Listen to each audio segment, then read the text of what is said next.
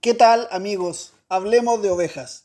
Hoy vamos a hablar sobre la cruza entre parientes, un tema importante desde el punto de vista productivo porque nosotros sabemos que cuando hay emparentamiento hay consanguinidad, hay endogamia y se reduce la productividad del rebaño. Veamos cómo es esto. Primero que nada, para entender esto hay que entrar en un par de aspectos del ADN ovino. Nosotros sabemos que el ADN del ovino, ¿cierto? Son dos tiritas de ADN, una que es aportada por el padre, otra que es aportada por la madre. Y cada una trae una secuencia de bases químicas que se van juntando par a par con la que aporta la otra tirita. Y por lo tanto se van formando pares de bases. Y esas pares de bases constituyen un código muy complejo y muy largo donde están contenidas todas las características, están reguladas todas las características que pueden tener las ovejas. Este código genético en la especie ovina posee un largo de 1.320 millones de pares de bases. Es decir, es una casi infinita cantidad de combinaciones posibles sobre las características que puede llegar a tener una oveja. ¿Ya? Ahora, cada par de estas bases químicas no constituye un gen. Algunas sí, otras requieren más pares de base y otras requieren hasta miles de pares de base para constituir un pedazo de código que rija una característica de la oveja. ¿Ya?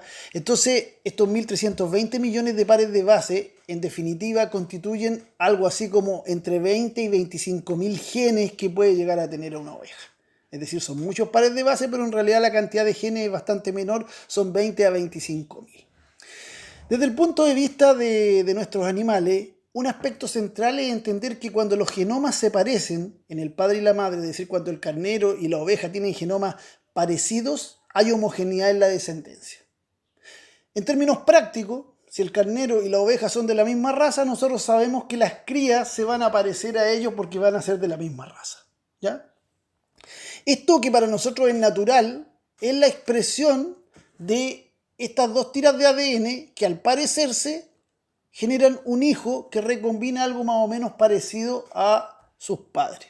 ¿Ya? Ahora, cuando se juntan estos dos genomas que son relativamente parecidos entre padre y madre, ocurre un par de fenómenos que son de interés y que tienen que ver con este tema de la endogamia. El primero es que se juntan genes que juntos mejoran la productividad. Cuando el padre y la madre tienen un genoma parecido, ¿cierto? Se mejoran productividad que tiene que ver con el desarrollo muscular, con la producción de leche, producción de lana, y eso nosotros lo sabemos. Por eso constituimos raza y seleccionamos tratando de eliminar lo diferente y concentrando genes que se parecen. ¿Ya? Pero el problema es que así como se juntan genes que se parecen, que generan mayor productividad, también se van a encontrar en ese emparentamiento intencionado que hacemos nosotros a través de la raza, se van encontrando genes que cuando se juntan gatillan enfermedades, deformaciones y mermas productivas. Es decir, aquí en el tema del cruzamiento entre parientes, nosotros cuando formamos raza, en el fondo estamos generando grandes concentraciones de animales que se cruzan entre parientes, ¿ya? Pero con un parentesco relativamente lejano, ¿ya? Por lo tanto, el problema para nosotros va a ser cuando cruzamos parientes cercanos, ¿ya? Todo animal de una cierta raza es parte de una gran familia, pero la endogamia que genera mermas productivas es aquella que se va a producir en el parentesco cercano. Es decir, cuando se van a juntar estos genes recesivos, estos genes que provocan enfermedad. ¿Qué tipo de expresiones recesivas tenemos que son comunes para nosotros? Por ejemplo, algunas. El criptorquidismo, ¿cierto? Que es cuando no le bajan los testículos a los machos, es una característica recesiva. La coloración de las fibras, si nosotros queremos solamente fibra blanca, bueno, la lana oscura es producto de genes recesivos. Las deformaciones de patas, muy comunes, ¿cierto?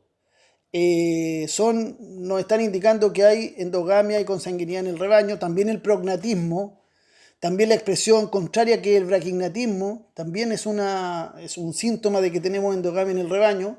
El enanismo, orejas pequeñas o animales pequeños que quedan pequeños completos, son expresiones de recesividad en el rebaño, es decir, que se están encontrando genes por emparentamiento cercano. Pero lo que más nos debería preocupar a nosotros son lo que no vemos, es decir, la merma productiva y reproductiva que se produce internamente en la fisiología del animal, donde la borrega produce un poquito menos de leche que su madre y que su abuela, donde el cordero tiene una expresión muscular un poquito menor a la que tenía su padre o su abuelo, y en definitiva un rebaño que se va haciendo lentamente menos productivo, ¿ya? ¿Y qué es lo que los antiguos, cierto, decían? La raza está degenerando. Es decir, en la medida que nosotros hacemos un emparentamiento muy cercano de los animales, vamos a tener una merma productiva hacia el futuro en muchos aspectos, muchos de ellos invisibles. Entonces, a nivel de los genes, ¿cómo ocurre este fenómeno? Para entenderlo bien en profundidad. Vamos a poner un ejemplo, por ejemplo, el color de la lana, que es una característica que tiene dos expresiones nomás. O sea, o la lana es blanca o es de color. ¿Es blanca o tiene pigmentación? ¿Ya? Entonces, nosotros en estas dos expresiones, que es una oveja blanca o negra, nosotros en el fondo tenemos dos expresiones del gen, una que es dominante y una que es recesiva. ¿Ya?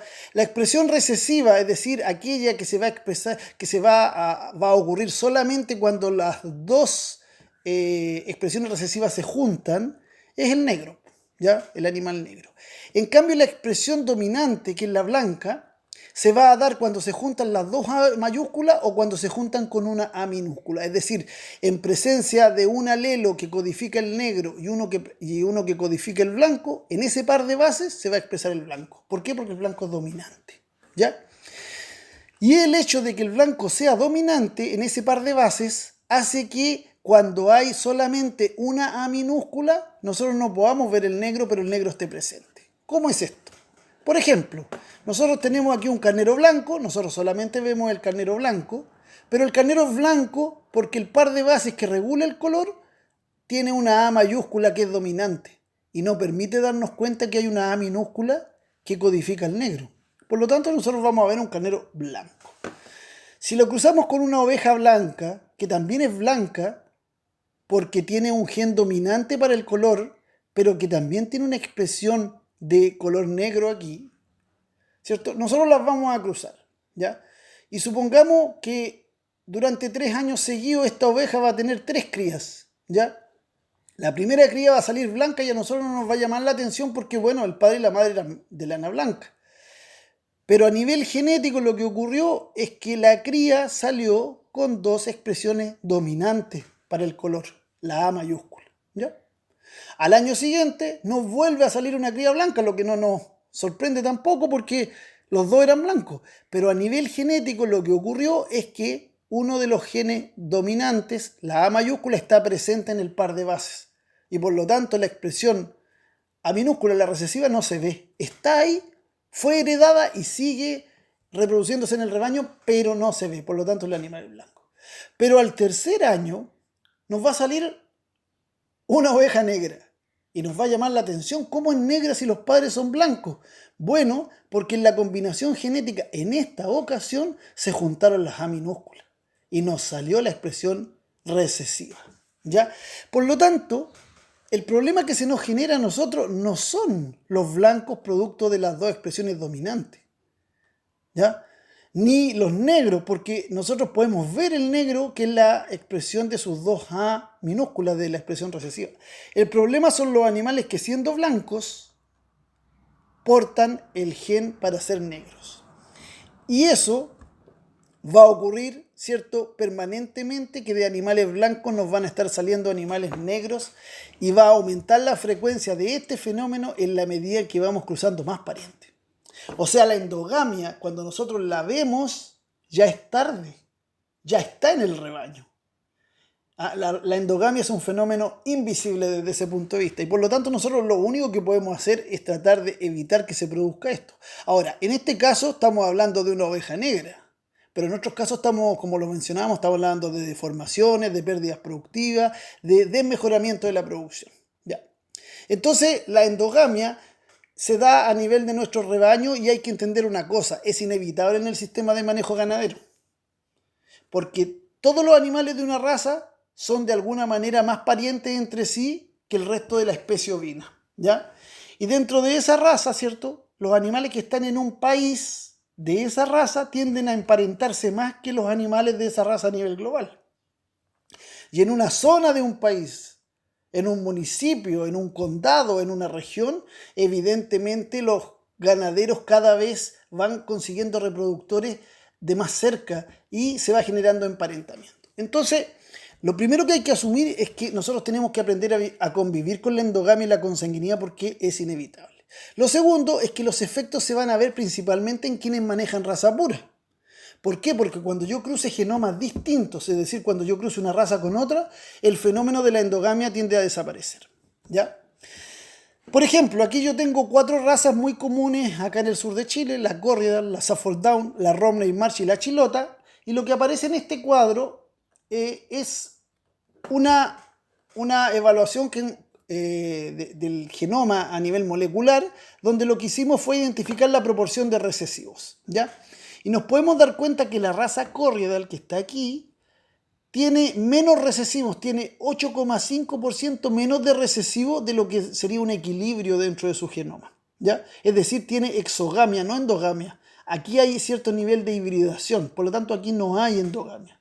En la raza Suffolk Down este fenómeno es mayor aún, es decir, hay un cierto nivel de hibridismo, los genomas se parecen muy poco, por lo tanto hay menos recesivos de los que un equilibrio del genoma requiere. No obstante, en la raza Romney Marsh hay un 14,3% más de pares de bases recesivos que los que deberían haber. Y en la Chilota un 19,8% más. Es decir, en estas dos razas hay una gran cantidad de genomas recesivos y por lo tanto la probabilidad de que aparezcan deformaciones, mermas productivas y expresiones que desmejoran la producción aumenta y es superior. Por lo tanto, aquí tenemos dos razas que en el caso chileno, ¿cierto?, se manifiestan de forma endogámica con una alta consanguinidad, ¿ya? Entonces, ¿qué es lo que podemos hacer nosotros frente a este tema? Bueno, se puede morigerar el avance, pero no se puede evitar el avance de la consanguinidad, ¿cierto? Y por otro lado, tenemos que saber que la hibridación, el meter un animal de otra raza al rebaño, claro que corrige la endogamia, genera exogamia, pero desordena el rebaño. Eso a saberlo, ¿ya? Entonces, ¿qué manejo podemos hacer nosotros de este fenómeno de cruce entre parientes? Bueno, lo primero que podemos hacer cuando tenemos animales de raza y sabemos que mantenerlos de raza, cruzarlos, seleccionarlos, eliminar los genes distintos va haciendo que el animal sea más productivo, tenemos que evitar el emparentamiento cercano. Para eso, primero no cruzar padres con hijas ni medio hermanos, ¿ya? Evidentemente, para que podamos tener certeza de que no estamos haciendo esto, los animales tienen que estar crotalizados e identificados quiénes son sus hijos y quiénes son sus hermanos. Por otro lado, tenemos que decir no al carnero del vecino, porque el carnero del vecino, aunque no sea hijo de nuestros animales, lo más probable es que haya algún nivel de emparentamiento en el territorio, ¿ya? Sobre todo si no llevamos registros. Si no llevamos registros no sabemos de dónde vienen los animales del vecino y tampoco sabemos de dónde venían los nuestros. Es probable que vengan de un tercer predio que queda un poquito más allá nomás. También, por otro lado, decir no al hijo bonito. Es decir, este carnero que está aquí a lo mejor tuvo un carnerito muy bonito y me dan ganas de dejarlo, pero dejarlo implica un gran riesgo para meter endogamia y consanguinidad al rebaño. Por lo tanto, hay que deshacerse de los animales y cambiar el carnero cada cierto tiempo por una genética lo más alejada posible, ¿ya? Como decía recién, es muy importante para no cruzar padres con hijas ni medio hermano que los animales tengan arete, identificación individual y registro genealógico. Es decir, que yo le pueda decir a usted cuando me va a comprar un hijo de este carnero, de quién es hijo este carnero. ¿Quién es el abuelo del carnerillo que usted se va a llevar? ¿De qué predio lo traje? ¿De dónde traje el semen para la inseminación? ¿Dónde compré los embriones? ¿En qué país tienen origen? ¿Para qué?